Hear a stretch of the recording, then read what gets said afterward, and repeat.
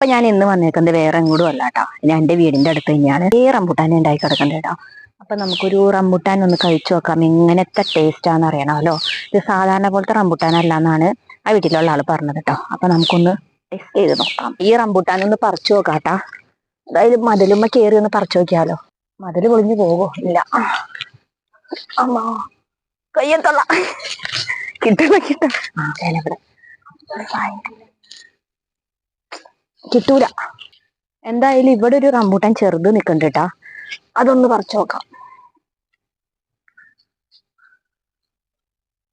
ഇതൊന്നും കയ്യെത്തണില്ല കേട്ടോ. എനിക്ക് മതിലിന്റെ മുകളിൽ കയറാൻ പറ്റുന്നില്ല ഗൈസ്, കുറച്ച് ഹൈറ്റ് ഉണ്ട്. ഞാൻ അമ്മുവിന്റെ അടുത്ത് മുകളിൽ കയറാൻ പറഞ്ഞിട്ടുണ്ട് കേട്ടാ.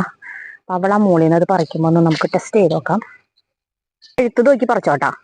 ഒരെണ്ണം പറിച്ചാൽ മതി. അത് ടെസ്റ്റ് ചെയ്ത് നോക്കാൻ വേണ്ടി മാത്രം. നീ പറഞ്ഞു കൊടുത്തോ. തന്നേ. അയ്യോ കനാലിൽ പോയി.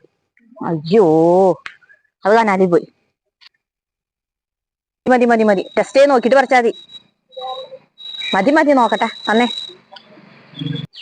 അപ്പൊ ഗൈസ് ദേ ഞാനൊരു 2 എണ്ണാണ് അവൾ എടുത്തത്. പഴുത്തത് നോക്കിയിട്ട് നല്ല പഴുത്തതാണ്. കുറെ അതിൽ കിടക്കുന്നുണ്ട്. ഒന്ന് ടെസ്റ്റ് ചെയ്ത് നോക്കട്ടെ ഇത് എങ്ങനെ ഉണ്ടെന്ന്. കണ്ടിട്ട് കുഴപ്പമൊന്നുമില്ല, പഴുത്തതാണ്.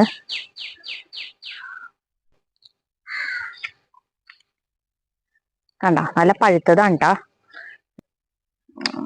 പുളി പുളി ഭയങ്കര പുളി. അതാണ് ഇത് ഇങ്ങനെ കിടക്കുന്നത്. ഇപ്പോഴെനിക്ക് മനസ്സിലായത്. പല്ല് വരെയും പുളിക്കാണ്. നല്ല പുളിയുണ്ട്.